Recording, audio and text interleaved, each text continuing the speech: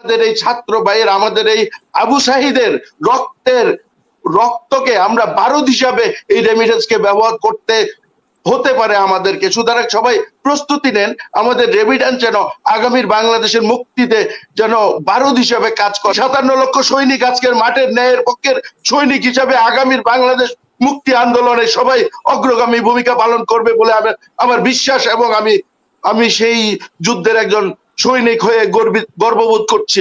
ওই জাতীয় পার্টির ভাইকে নিয়ে কি কথা বলবো বলেন? বলছে তারা নির্বাচনে যাবে না, নির্বাচনে যাবে না, নির্বাচনে যাবে না, শেষমেশ গেল এবং জাতীয় বেঈমান খেতাবে ভূষিত হলেন জাতীয় পার্টি।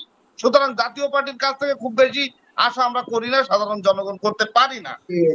1 মিনিটে শেষ করবো। আমার 4টা বিষয়, সেটা হচ্ছে আমার বিজ্ঞ প্যানেলিস্টদেরকে প্রশ্ন করতে চাই, এটা কি আপনারা মনে করেন আওয়ামী লীগ, বিএনপি, জামাত বা স্টুডেন্টস বনাম রাজনৈতিক দলের গণ আন্দোলন, এই আন্দোলন কি এরকম যে দেশের একটা নির্দিষ্ট সংখ্যক মানুষ অন্যায় আবদার করছে?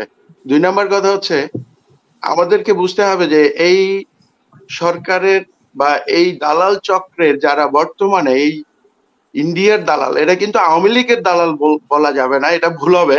কারণ আওয়ামী লীগ বলতে কিছু নেই। আওয়ামী লীগ হচ্ছে 18 কোটি মানুষের কাছে একটি বর্জ্য পদার্থ মাত্র।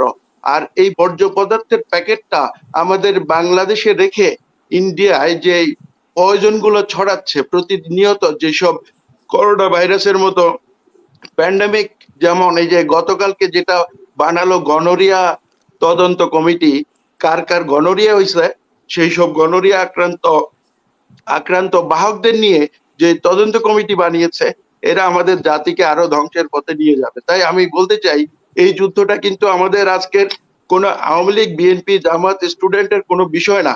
আমি বিজ্ঞ মহলদেরকে অবগতির জন্য আপনার মাধ্যমে জানাতে চাই, এটা হচ্ছে সারা বিশ্বের অলিগার্ড, মাফিয়া চক্র এবং আধিপত্যবাদের বিরুদ্ধে একটা জাতি গোষ্ঠীর যুদ্ধ।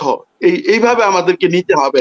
আর শেষ প্রশ্নটা হচ্ছে, আমি আমার প্রবাসী সহকর্মী ভাইদের উদ্দেশ্যে বলতে চাই, আপনারা হয়তো অনেকে আছেন বিএনপি পন্থী, অনেকে আছেন জামাত পন্থী, অনেকে আছেন আওয়ামী লীগ পন্থী, অর্থাৎ আপনারা দেশের যে কোনো একটা দলকে সাপোর্ট করছেন, এতে আমার কোনো সমস্যা নেই। কিন্তু আমি আপনাদের অবগতির জন্য জানাতে চাই, এই যে বর্তমানে যে আন্দোলন এবং যে ছাত্র বিস্ফোরণ হচ্ছে, এটা আমাদের মেধাবী সন্তানরা বুঝতে পেরেছে এটা কোনো আমাদের ইন্টারনাল কোনো সমস্যা না। এটা সমস্যা হচ্ছে আধিপত্যবাদ এবং সেই কুইক রেন্টাল যারা ইনোভেটর এবং যারা মাফিয়া চক্র এবং অলিগারদের সাথে আমাদের দেশের অর্থনৈতিক সার্বভৌমত্ব এবং আমাদের দেশের মানুষের নাগরিক অধিকারের যুদ্ধ। সুতরাং আমাদেরকে এখনই চিহ্নিত করতে হবে এইসব দালাল চক্রকে, সে যত বড়ই মানে পজিশনে থাকুক না কেন, তাদেরকে আমাদের লিস্টের আওতায় আনতে হবে। এবং সেই সাথে আমি বলতে চাই, আপনার মাধ্যমে 18 কোটি মানুষকে বলতে চাই, আজকে রেমিটেন্স বন্ধ হয়েছে শুধু সামান্যতম আমাদের এইসব দালাল চক্রের বিরুদ্ধে নয়, শুধু আগামীতে এই রেমিটেন্স হয়তোবা আমাদের এই ছাত্র ভাইয়ের, আমাদের এই আবু সাহিদের রক্তকে আমরা বারুদ হিসাবে এই রেমিটেন্সকে ব্যবহার করতে হতে পারে আমাদেরকে। সুতরাং সবাই প্রস্তুতি নেন, আমাদের রেমিটেন্স যেন আগামীর বাংলাদেশের মুক্তিতে যেন বারুদ হিসাবে কাজ করে, সেই লক্ষ্যে আমাদের আগামীতে কর্ম পরিকল্পনা ঠিক করতে হবে। যেহেতু সুযোগ কম, সময় কম, তাই বলতে চাই এখানে আমাদের অনেক চেনা জানা অনেক বিজ্ঞজনেরা আছেন, যারা নামের পাশে বয়শূন্য লিখে জাতির সামনে পরিচিত ডক্টরেট, আসলে এরা জাতির জন্য এক একজন ডাকাত হিসাবে আজকে সামনের বাংলাদেশের পরিচিত হবে। সেই সব ডাকাতদের হুঁশিয়ার করে দিয়ে বলতে চাই, 1,57,00,000 ইউরোপের অনেক দেশের জনসংখ্যাই নেই, 1,57,00,000 প্রবাসী আছি আমরা।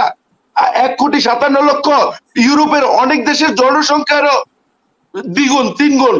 সুতরাং 1,57,00,000 সৈনিক আজকের মাঠের ন্যায়ের পক্ষের সৈনিক হিসাবে আগামীর বাংলাদেশ মুক্তি আন্দোলনে সবাই অগ্রগামী ভূমিকা পালন করবে বলে আমার বিশ্বাস, এবং আমি সেই যুদ্ধের একজন সৈনিক হয়ে গর্ববোধ করছি। দেখুন, যেদিন রাষ্ট্রীয় স্থাপনাগুলোতে হামলা হলো, ওইটা তো কেপিআই এর আওতাধীন ওই ভবনগুলো, ওই স্থাপনাগুলো, তো ওইখানে কোনো হত্যাযোগ্য বা কোনো হতাহতের ঘটনা আমরা পাইনি। সরকার সরকারিভাবে সরকারের মন্ত্রী এমপিরা তারা অনবরত বলে যাচ্ছেন এটা সাধারণ শিক্ষার্থীদের কাজ না। সাধারণ শিক্ষার্থীদের যদি কাজ না হয়, আমার প্রশ্ন, সাধারণ শিক্ষার্থী মরল কেন?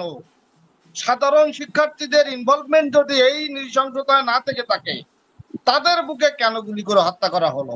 মূলত এই সরকার সাধারণ কোমলমতি শিক্ষার্থীদের আস্থা আনার পরিবর্তে তাদেরকে প্রতিপক্ষ মনে করে সরকার একটা অবস্থান তৈরি করার চেষ্টা করছে, যেটার খেসারত এখন হোক পরে হোক তাদেরকে দিতে হবে, এর মাসুল দিতে হবে, এটা আমরা সবাই উপলব্ধি করতে পারছি। আমি ব্যারিস্টার জিল্লুর রহমান স্যারকে আমি একটা কথা জানতে চাই, ওই জাতীয় পার্টির ভাইকে নিয়ে কি কথা বলবো বলেন? বলছে তারা নির্বাচনে যাবে না, নির্বাচনে যাবে না, নির্বাচনে যাবে না, শেষমেশ গেল এবং জাতীয় বেঈমান খেতাবে ভূষিত হলেন জাতীয় পার্টি। সুতরাং জাতীয় পার্টির কাছ থেকে খুব বেশি আশা আমরা করি না, সাধারণ জনগণ করতে পারি না।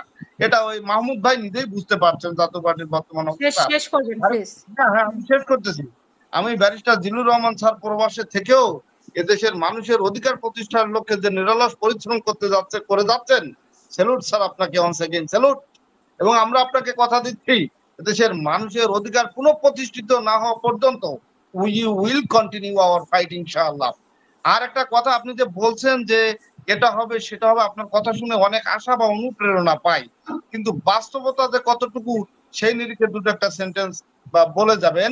নিশ্চয় আপনারা দেশে বিদেশে সবাই আমরা কম বেশি চেষ্টা করছি এবং আমিও বিশ্বাস করি অনতিবিলম্বে এই সরকার পতন হবে। এবং যতদিন সরকার বল প্রয়োগ করবে তার প্রশাসন দিয়ে, 9 দফা থেকে 18 দফা, 18 দফা থেকে 50 দফা, শেষমেশ এক দফায় পরিণত হবে সরকারের পতন। সেজন্য এখানে কোনো সন্দেহ নেই। আপনি আরো একটু তথ্য নির্ভর কিছু সূত্র দিবেন যে এই কারণে শেখ হাসিনার পতন বা আওয়ামী লীগের পতন নিশ্চিত হতে পারে। আসসালামু আলাইকুম। অসংখ্য ধন্যবাদ আপনাকে।